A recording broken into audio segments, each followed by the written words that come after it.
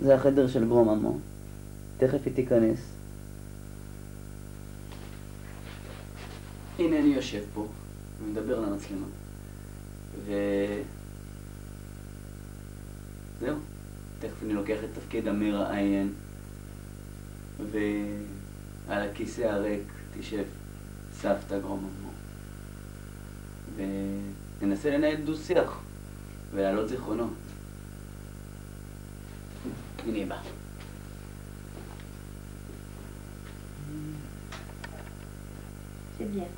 C'est bien, ça suffit. Je le range celui-là, parce que l'autre, je sais pas où tu l'as. Celui qui est bien entamé. D'un côté de l'autre. Ah bon? Le deuxième rayon.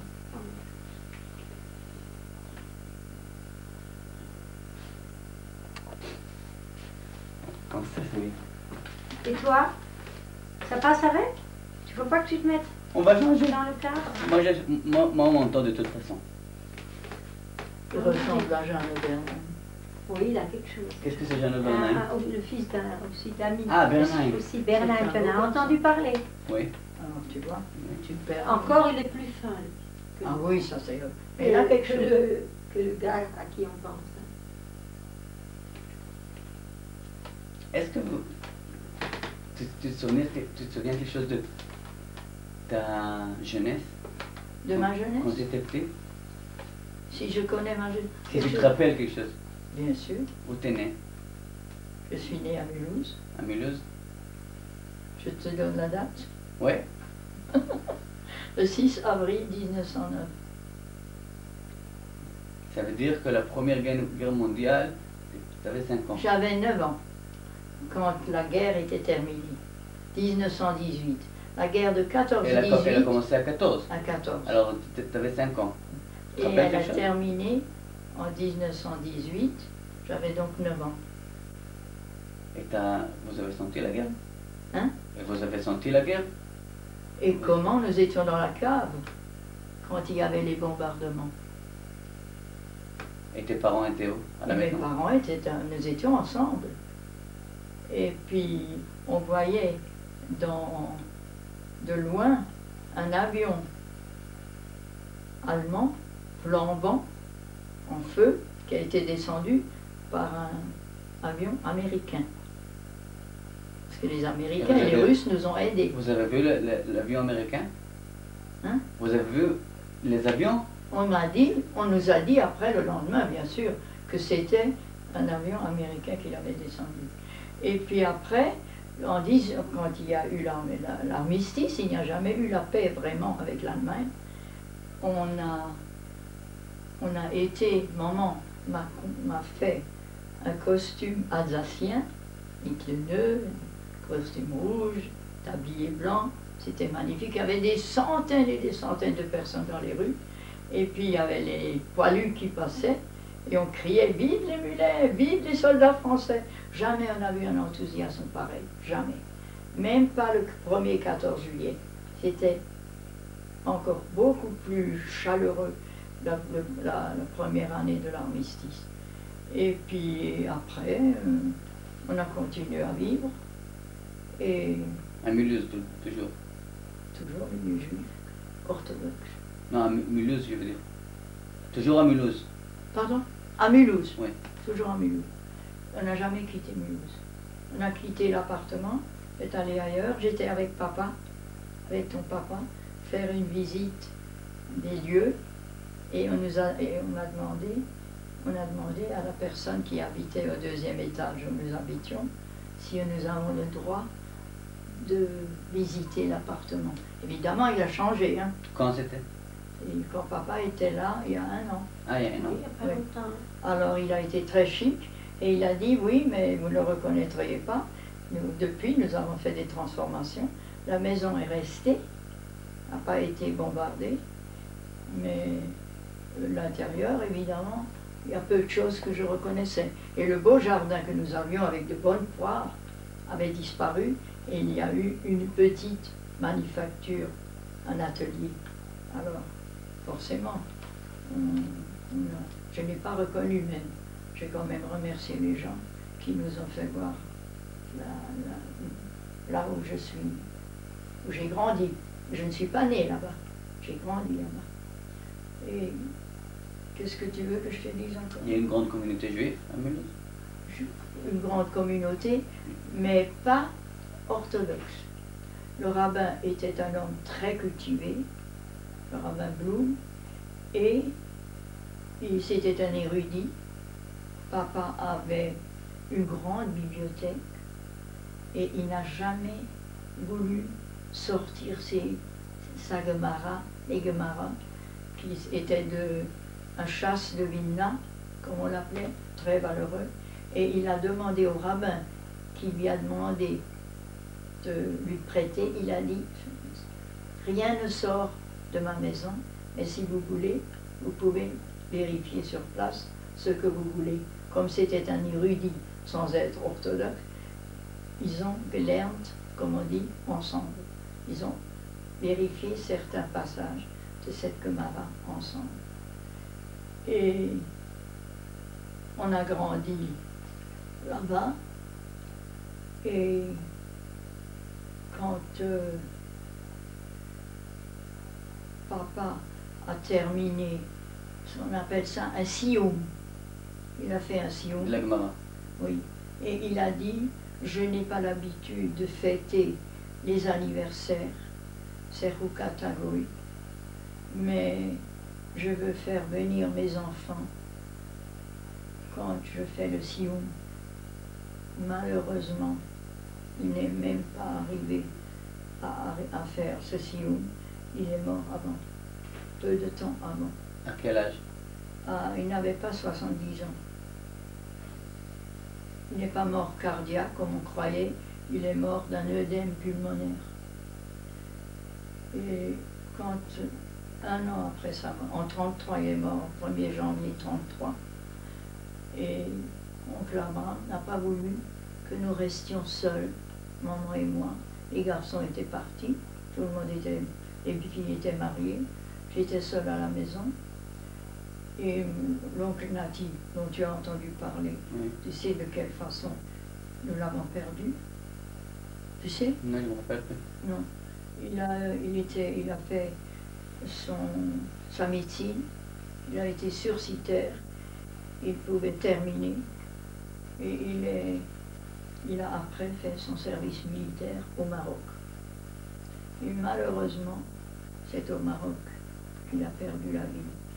Il est dû aller chercher un malade à Megraoua, près de Taza, et le chauffeur, un Alsacien, qui nous a rapporté après ce qui s'était passé, c'était la nuit, il a heurté un mur, il ne faut pas oublier, c'était en 29. Les chemins étaient mauvais, explosion, ça a flambé.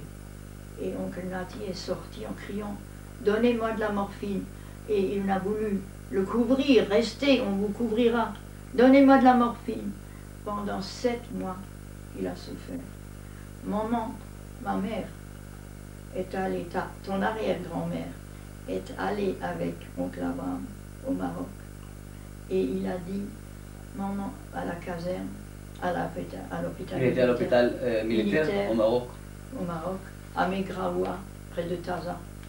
Et là, les médecins ont donné la permission à grand-maman de lui faire une soupe au matseknet, les boulettes. Oui.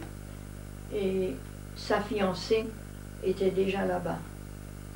Alors, elle est venue avec son assiette et elle a dit, je vais lui donner la fiancée. Il a dit, oncle Nati, c'est maman qui doit me donner. Il a mangé une boulette, c'était tout. Et il a vécu 7 mois. Oncle Abraham est allé une 2e fois là-bas. Et les médecins ont dit, c'est les brûlures du 3e degré, les membres inférieurs étaient brûlés, les mains. Et quand on lui a dit, on va te ramener à Marseille, il a dit oui, dans une boîte. Il s'est senti. Et un matin, elle est venue, et quand oncle Abraham est rentré pour nous donner des nouvelles, il n'a pas dit la vérité, il n'osait pas. Les médecins l'ont condamné malheureusement. Brûlure du 3e degré, Ça n'est rien à faire. Aujourd'hui, on fait plus. Oui, mais même Mais- le docteur Meyer Oui, m'a il y a dit, des limites. les brûlures bien du sûr. 3e degré Parfois, sont oui. On ne peut impardonnables. pas Ouais. toujours aller plus loin. Impardonnable. Ouais, ouais. Qu'est-ce que tu en sais? Tu n'es pas médecin. Alors, il est donc mort le 1er août. Et le 1er novembre, son cercueil est arrivé, plein de couronnes en verre. Attends, 2 mois. Le 1er août, il est mort? Et en Le novembre, cercueil est arrivé comme seulement il en faisait novembre. trop chaud, on n'a pas pu le ramener. Et après, en novembre, on l'a ramené. Et il est à Mulhouse, enterré à Mulhouse. Or, mes parents ne sont pas à Mulhouse, parce qu'à ce moment-là, le cimetière de Mulhouse était plein de fleurs. Et papa n'a pas voulu. Et il a dit, quand oncle Abraham a été nommé rabbin à Bischheim, il a dit, écoutez ce que je vais vous dire, mes enfants. Je ne veux pas être enterré à Mulhouse, je veux être enterré à Bischheim. C'est un vieux cimetière juif. Il y avait même des pierres tombales complètement enfoncées, tellement c'était un vieux cimetière. Et grand-maman était aussi transférée là-bas, mais beaucoup plus tard. À côté? Ah oui.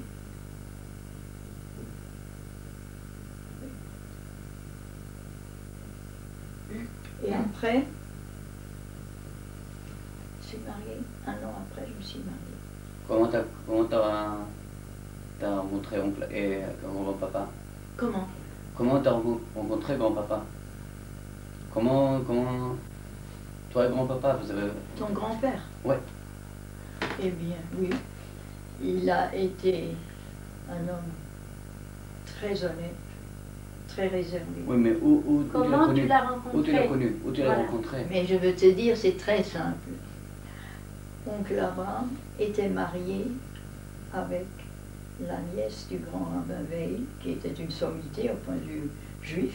On l'appelait le Rav, ce qui était plutôt rare pour un homme, un Alsacien. Oncle Abraham était Et oncle Abraham a épousé la nièce. il était déjà rabbin aussi? Il était déjà rabbin. Et je me suis mariée avec le frère de ma belle-sœur.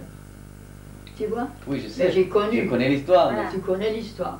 Et bien sûr, j'ai connu quelqu'un avant que j'aimais beaucoup, mais finalement, ça s'est fait. Je me suis mariée avec le frère de ma belle-sœur et j'étais très heureuse.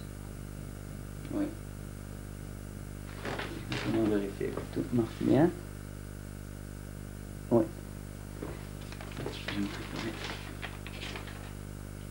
Et où vous êtes mariés?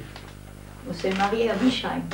Et c'est justement ce Rav, ce oncle du mari, qui a fait La Choupa. la roupa, et après oncle Abraham. Qu'est-ce que ça veut dire après?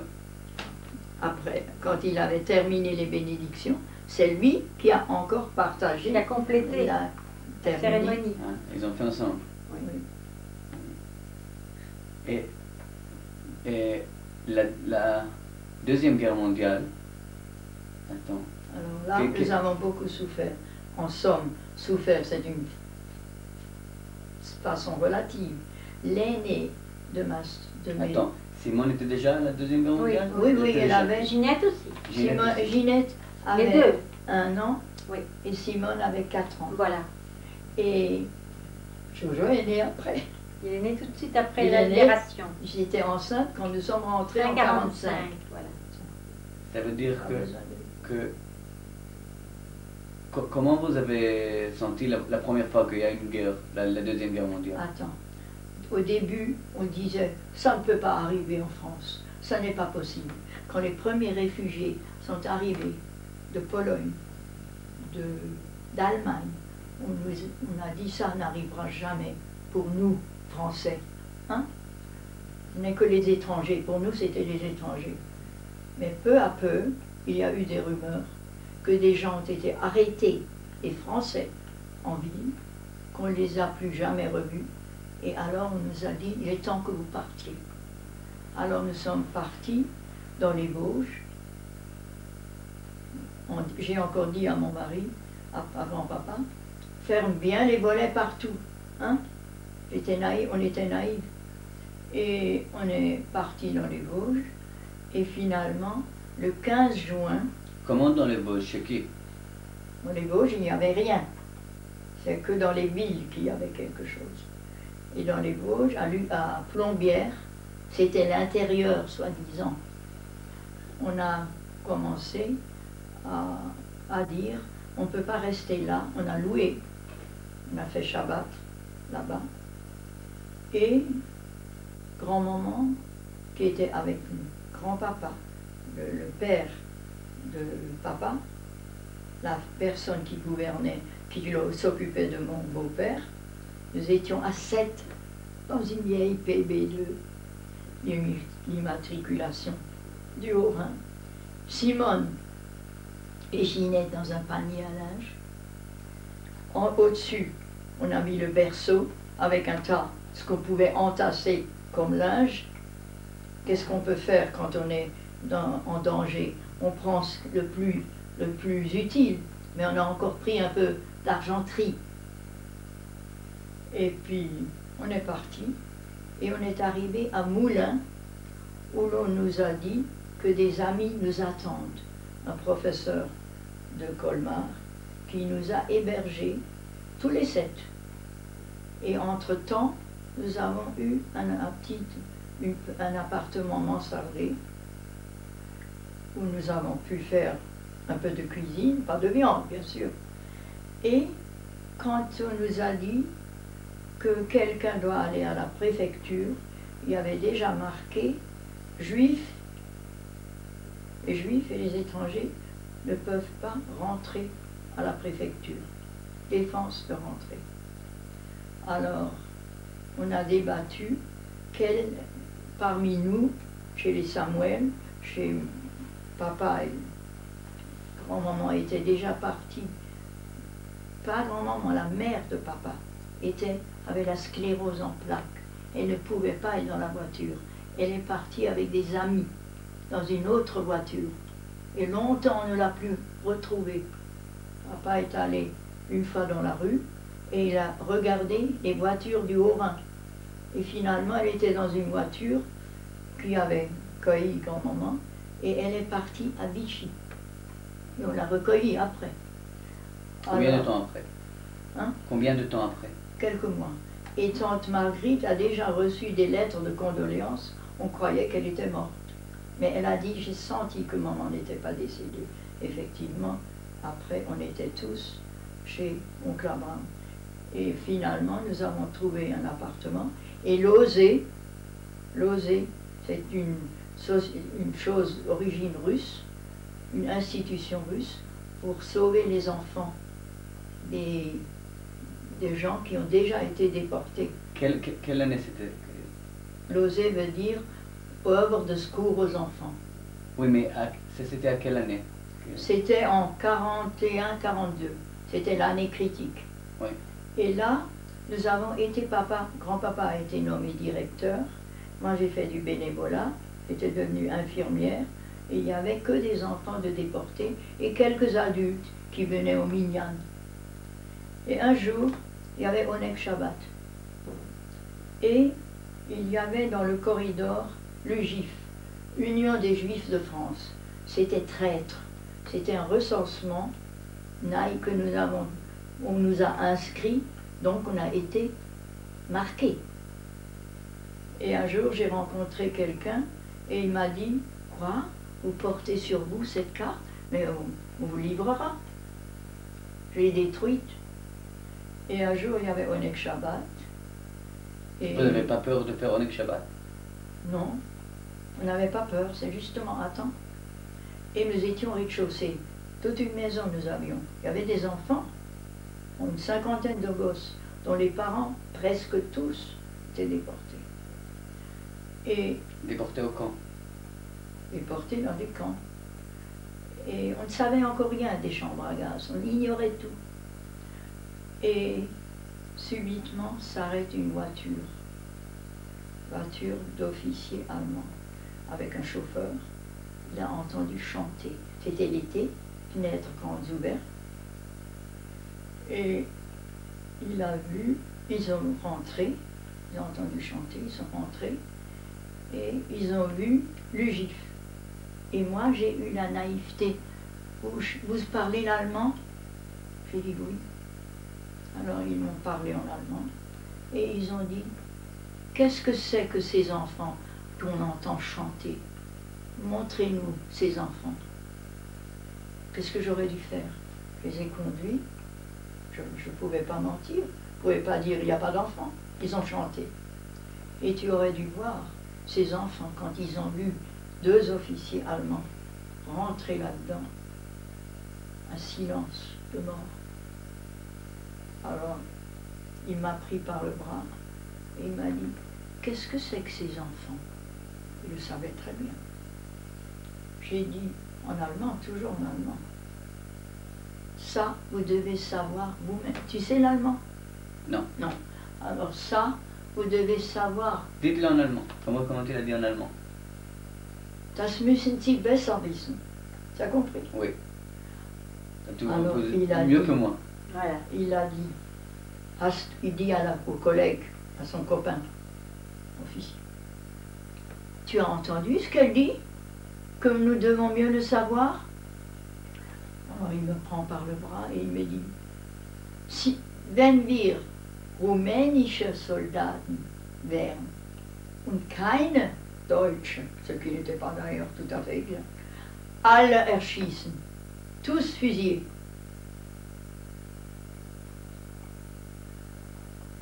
J'étais là comme une idiote, affaissée. Ils sont partis.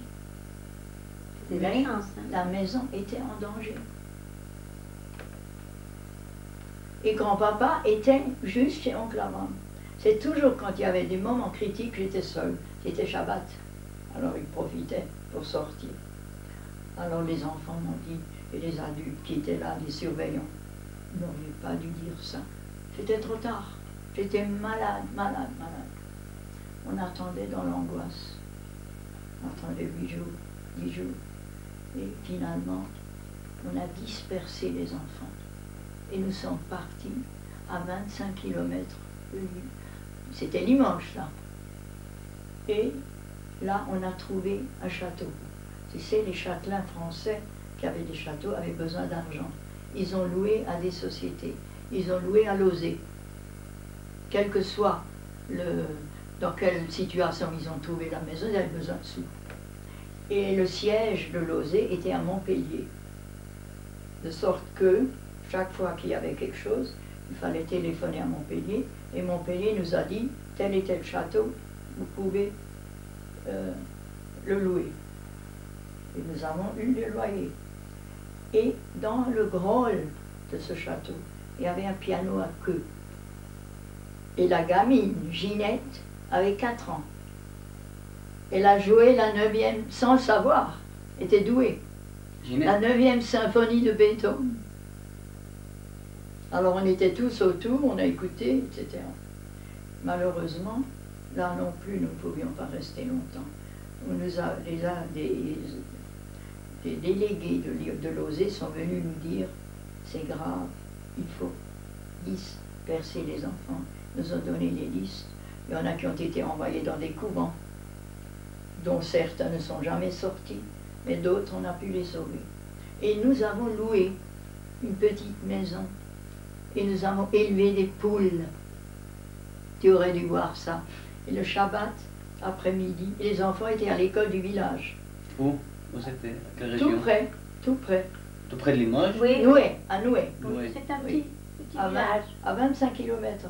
Alors, un jour, je devais aller chercher la viande. Il y avait encore de la viande à Limoges.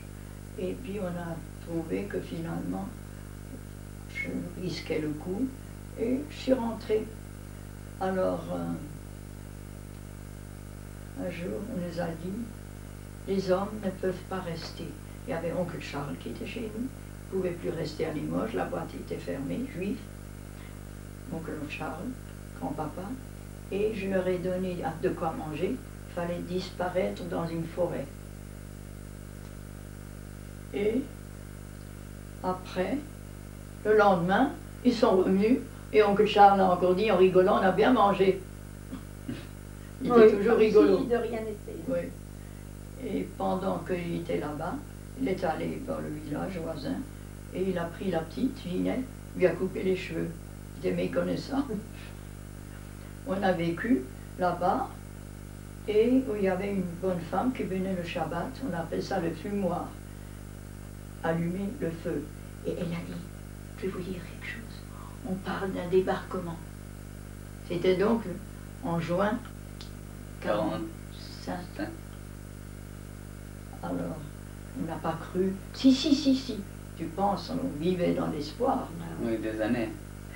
Et peu à peu, papa a repris la voiture. Et on est retourné à Colmar, puisque c'était la fin des hostilités.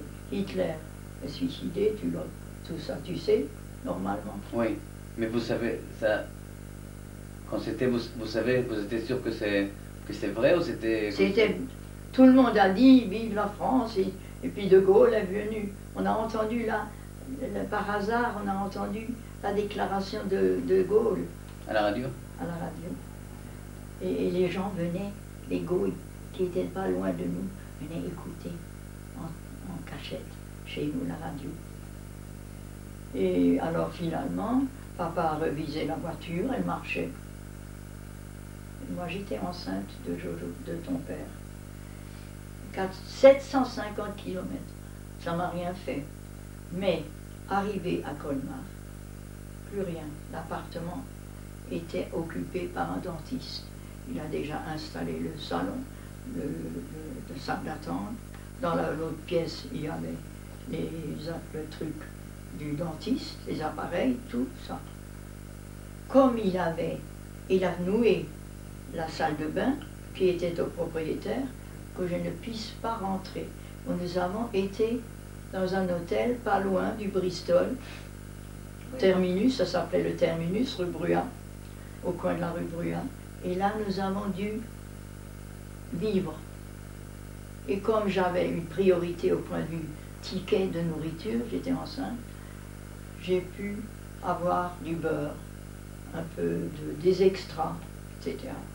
Et est venu aussi les deux professeurs, dont l'un était le fameux Samuel qui nous a logés à Moulins, et un autre, le Théoclin, qui est d'ailleurs tout.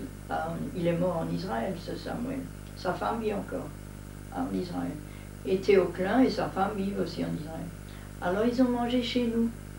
Naturellement, ils ont mangé ce que nous avions. Oui. Et peu à peu, la vie a repris. Mais alors attends, il fallait demander au type de se retirer parce qu'il avait un deuxième appartement. Autrement, nous n'aurions pas pu le sortir. Pourquoi? Parce qu'il avait un appartement privé et un appartement professionnel. Or, deux appartements, il n'avait pas de droit. Mais la loi, qu'est-ce qu'elle a dit? La loi était pour nous. La loi était pour nous. Et s'il a eu seulement un appartement? Alors, il est devenu médecin de la caisse des malades. Mais il était furieux. Alors, qu'est-ce qu'il a fait? Pendant que nous voulions rentrer, il a noué la salle de bain à tel point que la dame de réception m'a dit « Quand il est parti, vous pouvez aller prendre votre bain dans mon propre appartement. » Et peu à peu, on a acheté un canapé, 2 fauteuils, tu vois, etc. Les meubles qui étaient chez les Bosch sont partis et certaines adresses, on nous a dit telle et telle, à telle et telle chose. Cette armoire était à la mairie, nous l'avons reçue. Qui vous a dit? Comment vous avez... C'était marqué. Ah, c'était marqué? Oui, c'était marqué. Encore heureux? Oui, C'était marqué. Mais qui l'a marqué? Et les autres, fini, sont partis en Allemagne. Et une ou deux affaires. Alors il y avait, à Ribeauvillé, pas loin de Colmar, il y avait un chef de gare, où il y avait marqué qu'il y avait le buffet, un grand buffet moderne. On est donc allé là-bas. Et on a dit, écoutez, voilà, les papiers, vous êtes... Comment? Je vais la mettre en 1000 morceaux avant de vous le rendre. J'ai dit, vous ne pouvez pas faire ça, parce que mon mari lui a dit, grand-papa, vous perdez votre poste si vous dites, faites ça.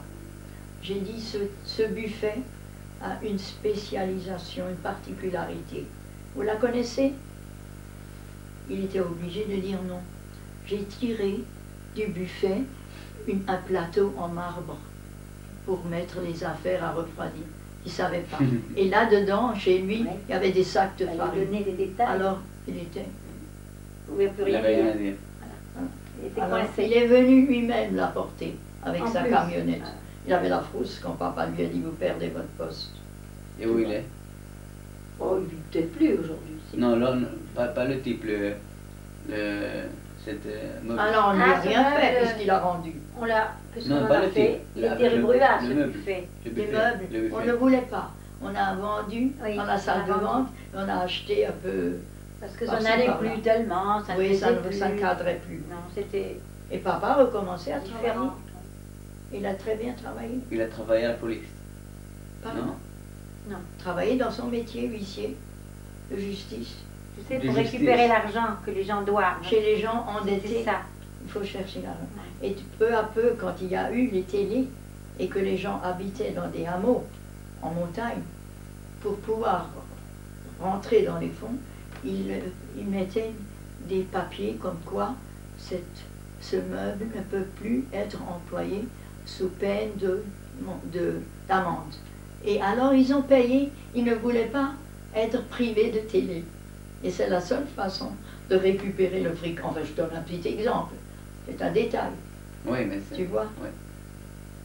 Un bon système. Alors après, Oui. un an après, on est allé à l'école de musique avec Ginette. Alors Là, à Colmar. Hein? À Colmar. à là. Colmar. Ouais. Et on a dit, voilà, une gosse qui a quand elle avait 4 ans, elle a joué. Il a dit, quel dommage, vous avez perdu beaucoup de temps. J'ai dit, mais nous avions d'autres chats à fouetter que louer un piano pour qu'elle... Pendant la guerre. Ouais. Oui, et peu à peu, elle a repris, je crois que toi aussi, non? Oui, aussi quelques années, Oui. comme beaucoup qui essayent de jouer au piano. Alors, vous avez un piano à la maison, On avait, avions- oui. à l'époque. Oui, là-bas, Oui. dans l'autre Ça appartement. a été vendu après. Et après, C'est on un a vieux liquidé. truc. À rue Brouillard, Oui.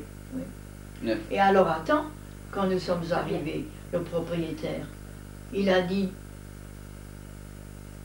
qu'est-ce qu'il a dit?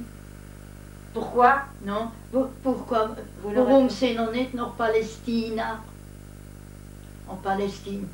Pourquoi vous n'êtes pas Vous n'êtes pas allé Allez. en Palestine. C'est comme ça que C'était nous avons typique, été hein. reçus. Et qu'est-ce Voilà. que vous avez répondu? Rien du tout. Et les ouvriers Elle ont, était terrible. ont enlevé un lavabo qui leur a dit d'enlever, qu'on nous aurions payé.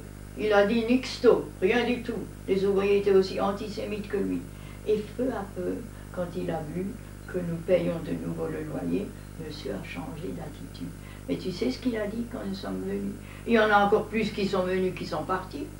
Nous n'avons pas été bien reçus. C'est la réaction hein, des Goïms. Pas du tout. Ah, Il y en a Ah, encore ouais. plus qui sont venus, qui sont partis. Voulant dire plus. Il y en a plus qui viennent que ceux qui sont partis. Et après, on a malheureusement. Et ma sœur aînée, tante Rosa, à qui on a écrit, qui était Raon-l'État. à Raoleta. Et là, on lui a écrit, de Limoges encore, on lui a écrit, des sous-entendus, qu'elle a d'ailleurs très bien compris, on a écrit qu'ils doivent venir nous rejoindre. Nous avons du charbon, nous avons du bois. Ils ont Ils pas n'étaient pas les voulu, seuls juifs. ces idiots. Tous les juifs de Raon-l'État ont été dirigés sur Écrouves et là, ils ont été pris. Nous avons encore envoyé de Limoges des colis. 2-3 colis, elle a reçu, et le 4e n'est plus arrivé. Donc, ils étaient déjà partis pour une destination que tu devines. Oui. Son mari, Laquelle vous savez? son mari, Jamais. elle, son mari et les 2 filles, On imagine. 18 et 16 ans. Tu les as connus? Mais bien sûr, je connaissais, puisqu'ils se sont Ah oui, mariés. 18 et 16. Parce qu'elle était mariée entre-temps. Oui. Elle était mariée, Elle a eu le temps de la connaître encore. tante Julienne aussi. Ouais. C'était les deux anciennes, les deux plus âgées. Alors on a vécu dans l'angoisse. Et alors en route, ça, c'était terrible, l'exode. On a été sur les routes et on a dit dépêchez-vous, à 50 km il y a les Boches qui viennent. Alors, même les soldats français qui étaient en déroute, étaient là en déroute, c'est-à-dire c'était fini, mais une fin non honorable, puisque l'Allemagne a gagné la guerre. Alors, ils avaient la frousse, et il y avait les soldats italiens, des avions italiens qui volaient tout bas. Et les soldats français sont venus avec nous dans une espèce de hutte. Ils avaient aussi peur que nous. Et on sentait vraiment qu'ils voulaient nous tuer. Et après, on est sortis, Dieu merci. Et les enfants avaient faim. Il y avait des Français qui ont dit, on n'a pas le temps de vous donner un biberon pour la petite qui pleurait. Et d'autres étaient gentils. Ils nous ont même hébergés en route. Je te dis, c'était horrible. Tu aurais dû voir tous ces voitures. Et à 15 km de Limoges, la voiture est devenue en panne et il y a eu des flammes qui sortaient de la vieille C4. Alors, de l'autre côté, il y avait les gendarmes. De l'autre côté de l'autoroute, on leur a fait des signaux. Ils sont venus et nous ont dépannés. Et ils ont dit, il faut absolument que cette voiture soit réparée. Et papa est allé, grand-papa est allé à Limoges chez un garagiste. Et nous avons attendu sur la route. Et nous étions en plein danger. Quelques heures. Oui, ça pouvait être dangereux, hein. Oui, bien sûr. Tu te rends compte? Et il y a eu des moments que tu croyais que il n'y a pas de chance de survivre cette guerre? Toujours tu as... Espérer? Il y a eu des moments que tu croyais que vous pouvez pas, vous n'allez pas servir cette guerre? Comme nous étions dans une institution, et après de nouveau, à 25 km, on se sentait presque en sécurité. Et peu à peu, nous n'avions pas idée qu'il y avait des chambres à gaz. On l'ignorait. Autrement, on n'aurait pas vécu comme ça en regardant se balader les poules avec les poussins et les coqs, hein, un Shabbat après-midi. On ne se rendait pas compte, autrement on serait devenu fou. Mais pendant la guerre, il n'y a pas eu des époques où vous croyez qu'il n'y a pas de chance de... Ça veut dire que... Non. Toujours Jamais. vous croyez que ça va finir bien? Jamais. Ça, c'était notre chance. Ça, c'était... Comme on n'a jamais été arrêté, c'est pour ça. Alors attends, les enfants, quand on a déménagé de Limoges, de Moulins à Limoges, il fallait chercher le passeport, comme je t'ai dit, à la préfecture. Et là, il y avait donc marqué « pas d'entrée pour les juifs ». Alors on a décidé que moi, qui n'avais pas l'air juif, je devais chercher des visas. Il y avait ce qu'on appelait une rivière la Madeleine. Un côté, c'était encore la France occupée. Libre? Ah oui. Et l'autre côté, c'était encore la France libre. Ben, ils nous ont rejoints bientôt. Et alors, il y avait une grande salle, j'avais la frousse.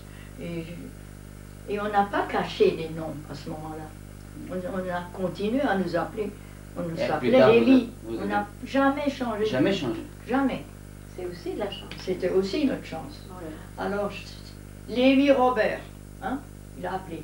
Et c'était un Alsacien de la milice, un salaud. Et j'ai entendu à l'accent que c'est un Alsacien. Il se dirige vers deux officiers allemands qui écrivaient pour donner les visas, pour traverser la Madeleine du côté libre. Alors, il a dit, Lévi, mais il est juif, votre mari? J'ai dit oui. Mais pas vous? J'ai dit si. Tu vois comme on était dans l'ignorance. Alors les officiers allemands ont dit à ce type-là, c'est eux qui m'ont sauvé. Die kann nicht mehr zurück. Elle ne peut plus rentrer. Ils m'ont donné le visa. Alors tu vois, il y a des choses absolument miraculeuses qui sont arrivées. Et je suis rentrée en brandissant mon visa. Et comme ça, on est parti vers Limoges. Et alors, en cours de route, il y avait évidemment des moments de panique avec les enfants, et grand-papa et grand-maman qui disaient « Pourquoi vous avez emmené tellement de parapluies et tellement de cannes? Qu'est-ce que vous faites avec ça ?» C'était la bagarre dans la voiture. Enfin, ça, c'était pas... Et après grand-papa, à quoi il travaillait? Quel travail? Comment? Ton papa, quel travail il avait? Aucun, il était vieux. Non, Il avait fait la même chose. mon grand-papa, Ah, ton mari. oui, alors, À quoi il travaillait après la guerre? la même chose Il que a son repris père. son métier. Il a repris l'étude. Le même Et métier. c'était une bonne étude. Et il a assez vite travaillé.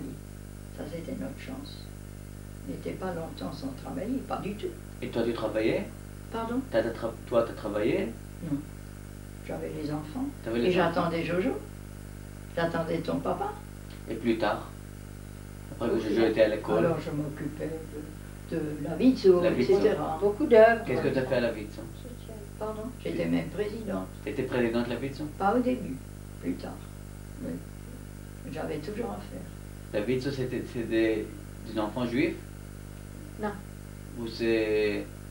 ça J'avais pas- des amis non juifs qui étaient excessivement gentils avec Mais moi. Vitson, c'est pas une organisation juive? Une organisation, C'est Women, c'est naturellement c'est Women Oui. International Zionist C'était à Londres. Organization. C'est sioniste. à Londres.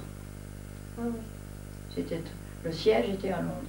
Et puis après, on a aidé les enfants, etc., à placer des enfants. Et les enfants sont revenus peu à peu. Les enfants qui ont perdu les Mais parents? beaucoup de parents ne sont naturellement plus revenus.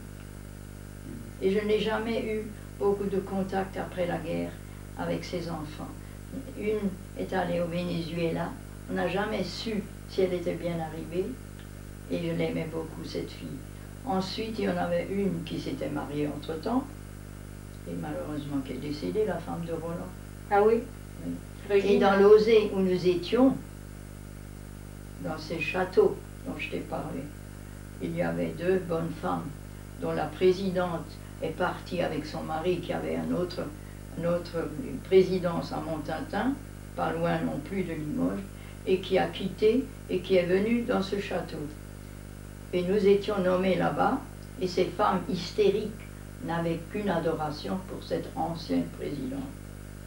Alors, mon mari et moi, on était considérés comme des intrus, comme des gens qui ne devaient pas être là. Alors j'ai dit à papa, ça va être terrible de vivre avec ces femmes. Les enfants, on aurait pu... Il y a souvent des ennuis comme Oui. ça entre les gens de l'équipe. Ça, c'est la place de l'ancienne présidente. Il y avait Vous ne des pouvez pas histoires vous comme asseoir ça, là. ouais. Elle ne Alors mon supportait mari a pas. dit, comment? Qu'est-ce que vous dites? Je vais appeler Montpellier et dire de quelle façon vous nous recevez. Alors, j'avais l'infirmerie à Limoges, je m'occupais de l'infirmerie, bénévolement. Et j'ai dit que je continue à prendre mon occupation de l'infirmerie dans ce château. Et cette femme, qui a été mauvaise comme tout, elle vit en Israël, elle vit toujours. Et puis l'autre, il y avait deux présidents. L'autre est à Strasbourg, et quand il y avait le marché Vizzo, je passais devant son stand, elle me regardait drôlement. Alors un jour, elle me dit, l'infirmerie, qui vous dit que vous devez prendre l'infirmerie? Moi, je continue à faire l'infirmerie. Alors j'ai dit, écoutez, je m'occupais à Limoges et je continue. Mon mari est président ici, directeur ici. Alors, on a téléphoné à Montpellier, et Montpellier a dit à cette femme, vous donnez les clés à Madame Robert Lévy. Ce sont eux qui occupent maintenant le poste de président et d'infirmier. Alors, elle était Alors qu'est-ce qu'elle a fait? Elle l'a jeté devant la porte. Vexée. Alors je l'ai laissé devant la porte. Je n'ai pas touché. Et quand elle est sortie, je lui ai dit, qu'est-ce que vous attendez? Elle m'a dit pour la ramasser. J'ai dit, c'est vous qui me la donnerez en main. Elle l'a fait. Elle a fait. Et peu à peu, ça a été un peu changé. Il y avait moins de tension et c'était pas beau. Alors après, on est parti là aussi. C'était l'argent, on est parti. J'aimais beaucoup les enfants. Les enfants, comment dirais-je, j'étais une femme mariée. C'était des jeunes, c'était des filles célibataires. J'étais déjà une maman de 2 enfants. Oui. Et ces enfants se réfugiaient le Oui, soir qui n'avaient jusqu'à personne. une telle et telle heure Ouais. dans ma chambre. Et ça, ils ne le supportaient pas. Alors j'ai dit, mais je suis là comme une mère, pour eux, mais on n'avait qu'à en faire autant. Et peu à peu, on s'est disloqué aussi, tu vois. Ouais. Et comment, à quelle année était que mon papa, ou qui a monté pour vivre en Israël, Ginette ou Jojo? D'abord, Ginette, figure-toi que j'ai eu les enfants, quand ils ont fait leur alia, j'ai gardé les enfants. Au lieu de 1 mois, ils avaient du mal à s'organiser, j'avais 3 mois les enfants. J'avais Joël et j'avais Noémie. Et je ne voulais plus les donner, ils ont été attachés à moi. Et Noémie, la petite... Joël et Noémie sont nés là? Sont nés, oui. En Suisse, non? Non, Joël est né à Berne. À Berne. Mais Noémie est née à... Noémie est née où? Mulhouse. Non, ils étaient en Suisse avant de quitter. Oui, Les deux en Suisse. Oui, les deux en Suisse. Oui. À Bâle. Bah, oui encore à Noémie. Bâle. Alors écoute, donc ils ont préparé leur alia, ils croyaient que ça durait 1 mois, ça durait 3 mois. Et un jour, j'ai reçu une lettre comme quoi je dois les amener. J'ai pleuré comme une madeleine. Alors quand papa a dit, il y avait une affaire finali où 2 enfants ont été, ou devaient être convertis au catholicisme par une bonne femme, une dévote, qui voulait les convertir.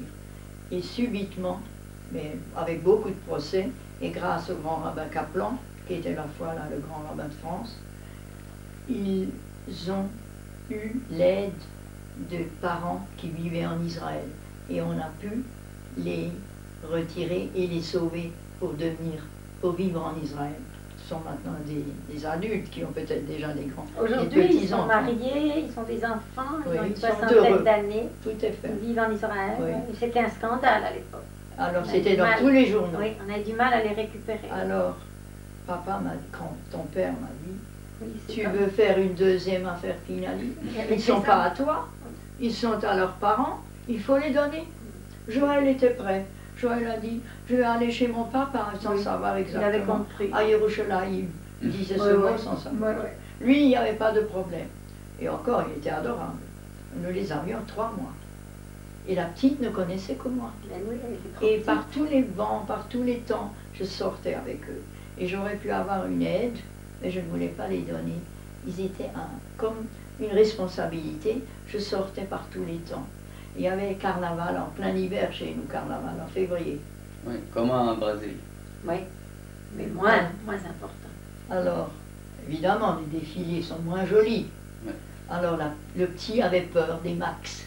Il disait pas des masques, max. Max. Mais la petite, il y avait des grands yeux, elle aimait, hein. regardait, elle était Elle avait adorable. des yeux comme ça, Elle était comme des adorable. billes. Alors j'ai donc emmené les enfants en Israël.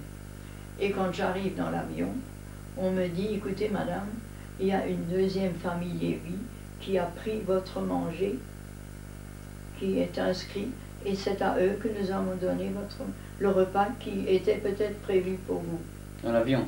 dans l'avion, cachère. Alors il y avait un monsieur qui était à côté de moi, et un juif, mais pas pratiquant. Et il a dit, vous allez quand même donner quelque chose à manger à cet enfant. Alors j'ai dit, mais son papa ne sera pas d'accord si je donne à manger. Il a dit, j'ai faim grand-maman, Joël. La petite, pour la petite, j'avais des biberons. Alors il a dit, j'ai quelque chose qu'il peut manger, des petits gâteaux. Et finalement, ça allait. Et arrivé dans le truc de l'aéroport, il y avait une grande queue. Et j'avais sur les bras Noémie et Joël à la main, plus les valises. Voilà. Grand-papa, où il était? Mais t'es partie seule. Tu es parti seul? Mais Avec oui, les par enfants. grand-papa était à Colmar. Oui, il est Il resté. les a emmenés Il seuls. n'a pas Il accompagné. voulait les gosses avec moi. Et moi, comme il n'avait pas assez d'argent, c'est moi qui suis allée avec les enfants. Joël payait une petite partie, la petite, je l'avais sur les genoux.